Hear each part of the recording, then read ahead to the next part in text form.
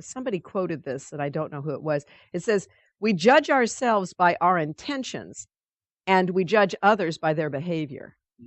And I thought, well, that's pretty good. We judge ourselves because we know what's going on inside of us, but others, we just judge them by their behavior. Well, you just did that and you looked at me sideways. Well, you're a terrible person. I just got finished doing a weekend in Florida, just a wonderful weekend workshop I did there.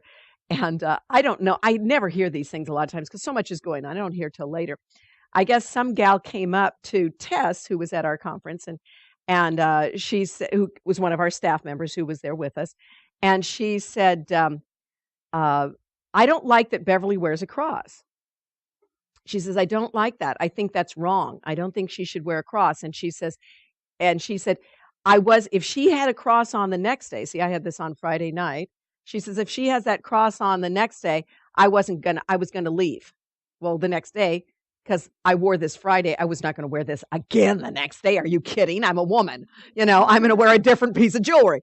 So I had something else on. And she says, if she had that cross on the next day, I would have left. And Tess was kind of shocked. She says, she knows how awful the cross is. And she goes, well, actually, I think she likes crosses, and her mother gave her a cross. And I laughed. I had to think about this later when I was thinking about it. I thought, this cross was given to me by my brother and my dad. The other cross that I have was given to me by my mother. So to me, first off, they're kind of like family heirlooms given to me. So to me, they hold a special place. See, they hold a special place in my heart because of who gave them to me. Not because of what other people think they symbolize. But then I go even farther. I don't look at the cross as a symbol. When I grew up in Unity, with the idea of a cross was you would cross out the crucifixion. That's what the cross represented, to cross out the crucifixion and focus on the resurrection.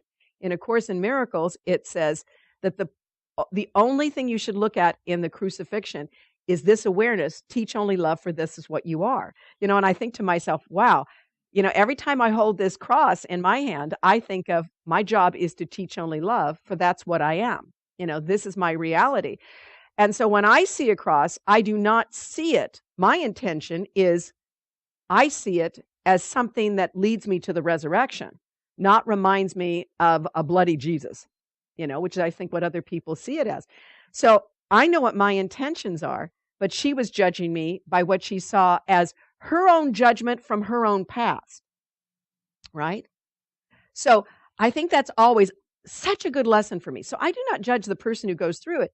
Again, it is yet another reminder that people see things so differently than we do.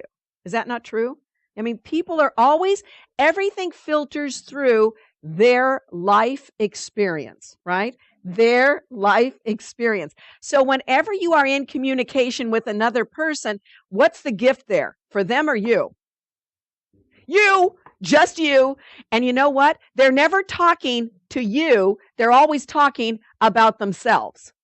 Have you ever been in a communication with somebody who's angry? They're really angry about what's going on inside of them, and they've decided to put it on you.